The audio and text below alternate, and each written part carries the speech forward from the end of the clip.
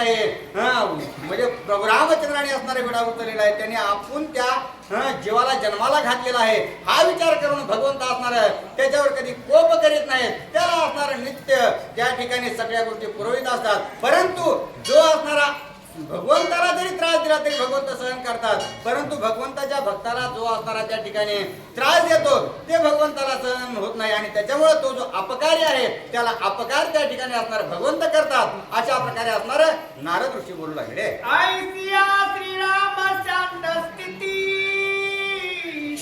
साहोनी भूतांची उद्धती पृथ्वी साली परम शांती सहज स्थिती निज शांती. आणि प्रभू रामचंद्र अत्यंत असणार शांत अशा प्रकारचे आहे.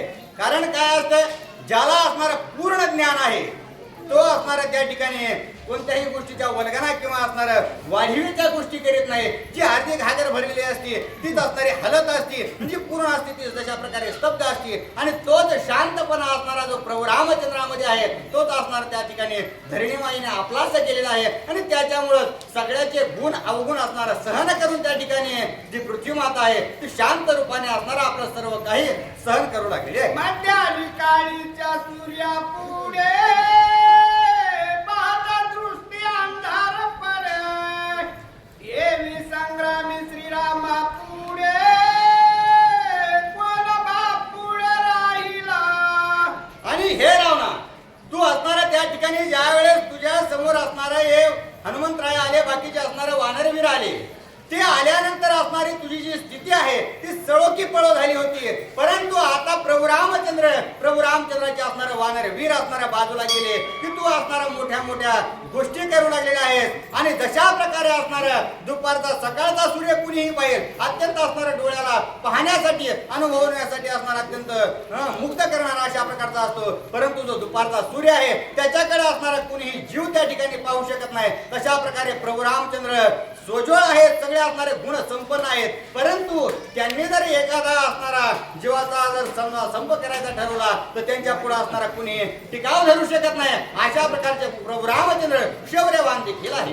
एकटा श्रीरामाचे बाण ढाकेची वीराचे दाती प्राण त्याची सन्मुख करावया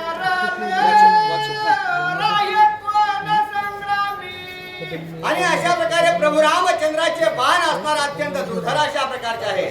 कारण प्रभू रामचंद्राच्या बाणाने काय होतं, कित्येक जरी वीर असणारे त्या ठिकाणी असले, जे काही षडविकार षडरिपू असणारे आहेत, अशा प्रकारे असणार अंतर बाह्य जे सर्व शत्रू आहेत ते निर्दळण्याचं काम असणार प्रभू रामचंद्राचे शर असणारे जे काही बाण आहेत ते करतात. मग अशा प्रकारचा प्रभू रामचंद्र सबाई अभ्यंतरे असणारा पूर्ण शक्तिमान आहे, त्याच्या समोर कोण असणार आपला तग धरून राहील असा असणारा विचार कर. अशा प्रकारे असणार संत ऋषी असणारा नारायण मुनी बोलू लागले. श्रीराम स्वरूप दर्शन सहज पावती कोण येही विषयाचे निरूपण